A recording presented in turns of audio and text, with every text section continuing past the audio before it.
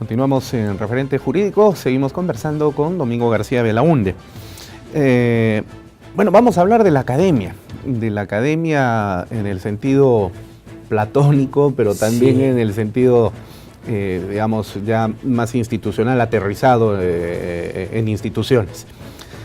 Cuando Platón funda la academia en el siglo quinto antes de nuestra era, más o menos, lo hizo pensando precisamente en que la actividad del pensador en el jardín de Academos, motivo por el cual lleva el nombre academia, ¿no?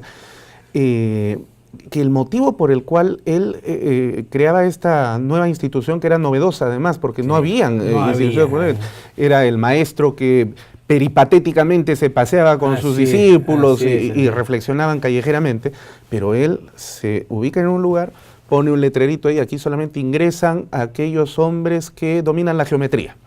Porque es el gimnasio de la mente, ¿no es cierto? La matemática.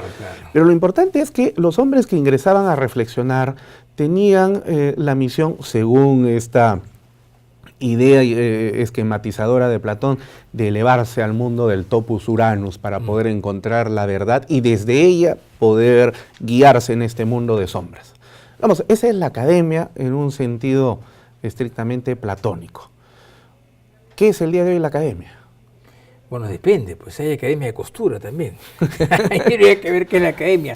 Pero, digamos, la academia es un nombre que se ha generalizado, inclusive se usó mucho en el Renacimiento, ¿no? Pero hoy en día la academia significa algo, digamos, fuera del mundo universitario, que sirve para formar.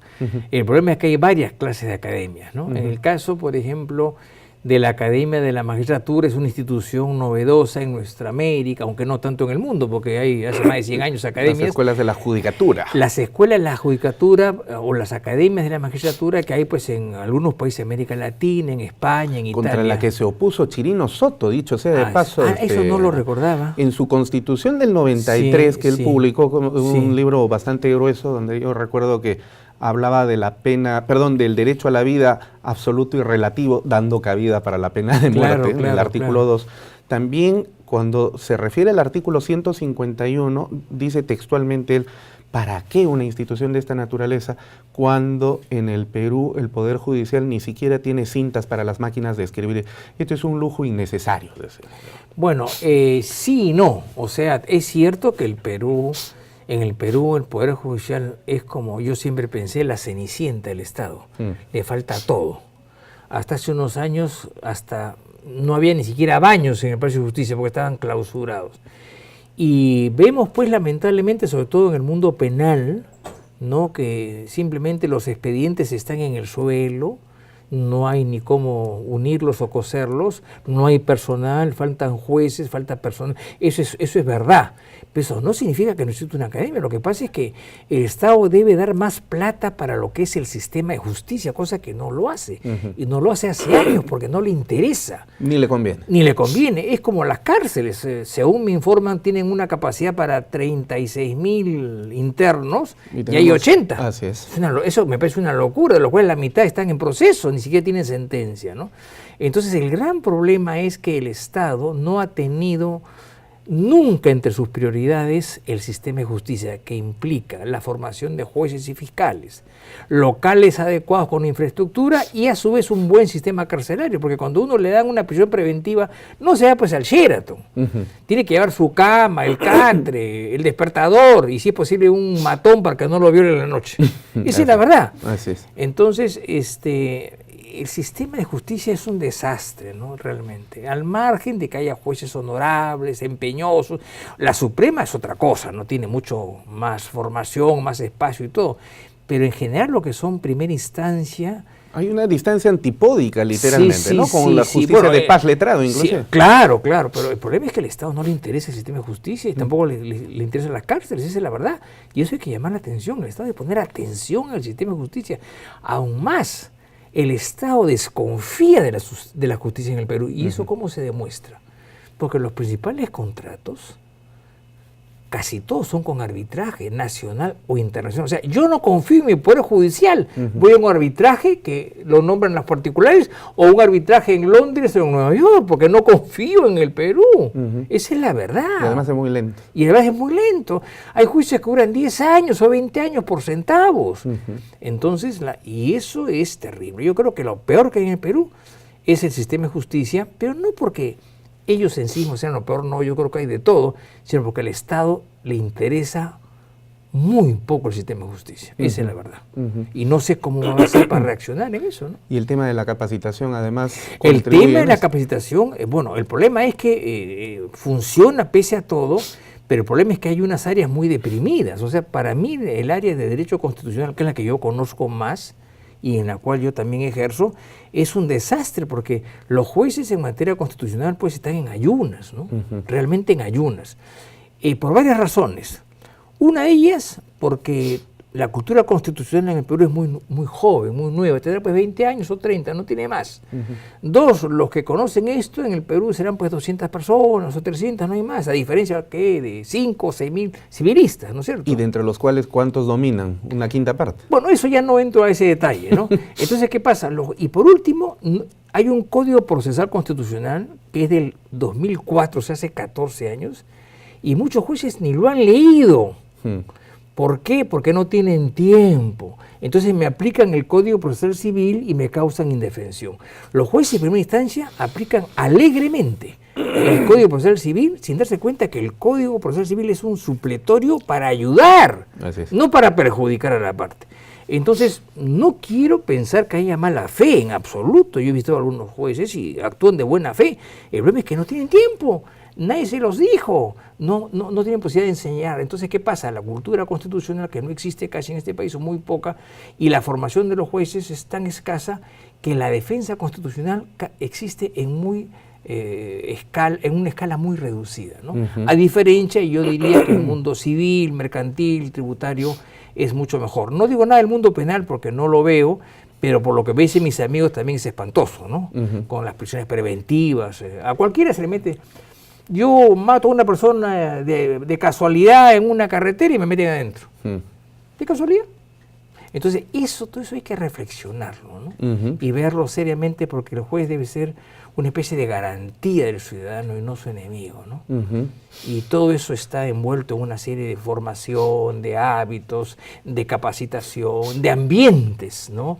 Y de comodidades, ¿no? Ahora, usted que es profesor de muchos años y conoce el mundo de lo académico, ¿cómo cree que debería darse un proceso de capacitación que no sea uno que llegue simplemente a la superficialidad del formalismo para poder decir, bueno, ya hemos cumplido porque se ha hecho la conferencia, se ha hecho el diplomado, y bueno, quienes aprendieron, pues, y quienes no? O sea, lo que necesita nuestro Poder Judicial y nuestro Ministerio Público es una capacitación que penetre a la médula misma de la conciencia. Y permanente. Y que se queden los tuétanos de nuestra estructura ósea jurídica. Pero ¿cuál es la metodología, según podría considerar Domingo García Belaúnde, que debería ser la más adecuada para poder cumplir este objetivo y este fin? Bueno, indudablemente buscar buenos profesores, que los hay. Lima tiene muy buenos profesionales que enseñan en universidades, que son buenas, no solamente en las privadas, sino también en algunas públicas. Y segundo, el juez no puede estudiar en las noches, ni los sábados. Después del horario de trabajo. No, están muy cansados y se duermen, o no aprovechan. Al juez, al año, empezar por eso, ¿no? Darle una semana libre, con paga, para que cada año trate un tema determinado. Mínimamente. Mínimamente. Lo ideal sería un mes al año, o un mes cada 2 años, pero si no, una semana. ¿En qué momento va a estudiar una figura jurídica importante en el ámbito constitucional o civil o penal si no tiene tiempo ni de pensar, ni de... yo conozco a algunos magistrados muy honorables que me dicen, yo salgo y me levanto a las 6, llego al despacho a las 8, y cuando acabo a las 7 de la noche estoy muy cansado y me vengo a descansar en mi casa, a estar con mi mujer y mis hijos. Y yo lo entiendo. Claro. ¿A qué hora estudia ella? ¿A qué hora estudia? El sábado, ¿por qué va a estudiar el sábado? El sábado es para descansar. Y el domingo también. Entonces hay que darle a este caballero, o a esta señora, si es jueza, una semana al año, pues hay que gastar en el Poder Judicial, en lo fiscal, hay que gastar. No hay otra manera. O sea, ¿cómo aprendemos los particulares? La única manera es sacrificando parte de nuestro trabajo. Así es. Yo cuando preparaba mis clases intensamente, en mis primeros años, yo dejaba de ir una mañana a la oficina o un sábado lo trabajaba, pero era la única manera, no había otra. No hay otra, así es. Salvo pues que sea millonario, que sea rentista, ¿no? Que sea un becario, ¿no? O que tengamos el don de la ubicuidad y uno se quede en casa escribiendo y el otro vaya a trabajar. Así es, así es. Que no sucede. Entonces, no sucede. Entonces, yo creo que eso parte por un esfuerzo del Estado, ¿no? Yo cuando estuve muy cerca de la academia hace algunos años, no quiero dar datos, yo le dije al director de esa época, la única manera como usted va a formar gente es que les dé una semana o 10 días libres, pagados y con 5 horas de clase y las otras para hacer trabajos académicos. No hay otra. Y a la vuelta de 10 o 20 años tendrá usted jueces estrella. No hay otra manera. ¿Y qué me contestó este caballero? El problema es que el Poder Judicial no le da permiso. Entonces ya con esa respuesta no tuve nada que hacer. ¿Y por qué no le da permiso? Porque no hay jueces. Ah, Dios mío, entonces hay que pensar en eso. O sea, ¿qué significa? Que hay que hacer una reingeniería del Poder Judicial para ver cómo sus jueces realmente se califican, estudian y se van actualizando en todas partes del mundo. Por ejemplo, los vendedores, los gerentes de venta, los comerciales, los gerentes, los técnicos, salen a capacitarse. La policía, aquí en el Perú, para poder ascender, hace un curso de todo un año pagado, pero Así dedicado es, al curso, así es, enteramente. Así es. ¿No es cierto? Es la única manera. ¿Por qué? Porque el problema es que el saber avanza, el conocimiento avanza, y quien no avanza retrocede. Claro. Entonces, la única manera a un hombre que está 8 horas diarias trabajando es darle una semana al año, empecemos por una semana, para decirle, oye, esto ha pasado, actualízate. Ahí podremos exigir. Y el argumento que a veces se escucha es que no se puede hacer eso porque luego el despacho se queda descubierto. Pero ahí están las figuras de los jueces supernumerarios para cubrir, de los fiscales provisionales para poder realizar esa labor, ¿no es cierto? Así es, así es. Sí. Hay maneras, lo que pasa es que yo pienso que acá falta voluntad, esa es mi opinión personal, voluntad para hacerlo. ¿Por qué? Porque el político medio no ve el problema y si lo ve, no le interesa. Esa es la verdad. Y a veces también un poco de como que la costumbre se vuelve efectivamente una norma y entonces ¿para qué cambiamos las cosas si así está, así se han hecho, que se sigan haciendo y no pasa nada, ¿no? Sí, o sea, temor a la revolución. Sí, más que a la revolución, al movimiento, que es peor todavía. Sí. Pero hay que vender esa idea, es importante, sí, porque al final de la justicia depende todo, ¿no? La confianza del ciudadano, claro, la confianza de las empresas, de la inversión privada, del Estado extranjero. Sí. ¿No es cierto? Ahora tenemos una serie de tratados que protegen las inversiones y la gente se va afuera porque no confía en nuestro Poder Judicial. Sí, pues. Y aun cuando confía, se dicen es muy largo. Demasiado. Entonces, 10 años para ver no tiene sentido. Claro. Decía Eduardo J. Couture, extraordinario procesalista. Claro, gran maestro. Y gran maestro. En su famoso decálogo, abogado que deja de estudiar cada día es menos abogado. Así es. Y nuestros magistrados, antes que magistrados, son abogados. Así es. Bueno, el magistrado que no estudia cada vez es menos magistrado. Así es simple, ¿no? Así es. ¿Por qué? Porque la magistratura en otras partes del mundo se estudia para ser juez. Exacto. Por ejemplo, en España uno acaba la abogacía y se mete un año en la escuela judicial para ser juez y de ahí postula. Si no, no es juez. Sí. Porque el juez es un abogado y algo más. Así es. ¿No? Eso es lo que no nos hemos dado cuenta todavía. El presidente del Consejo Directivo de la Academia de la Magistratura, el fiscal supremo Gonzalo Chávarri Vallejos, ha propuesto hace justamente un par de meses atrás que la Academia de la Magistratura se reunirá con los rectores y los decanos de las facultades de Derecho de todo el país para asumir la línea rectora en materia de formación desde pregrado para aquellos estudiantes que aspiren a ser magistrados del Perú. Me parece interesante, ¿cómo no? Porque, claro, nuestras universidades forman tradicionalmente penalistas, civilistas, laboralistas, últimamente constitucionalistas, y está muy bien. Tributaristas.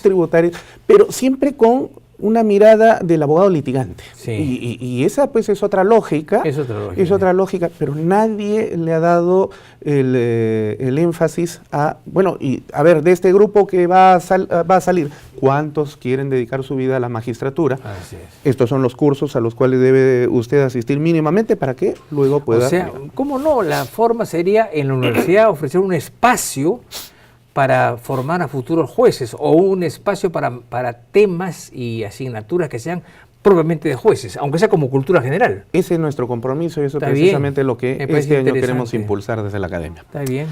Vamos a hacer el último corte, doctor. Muy bien. Muy bien, regresamos entonces en Referente Jurídico.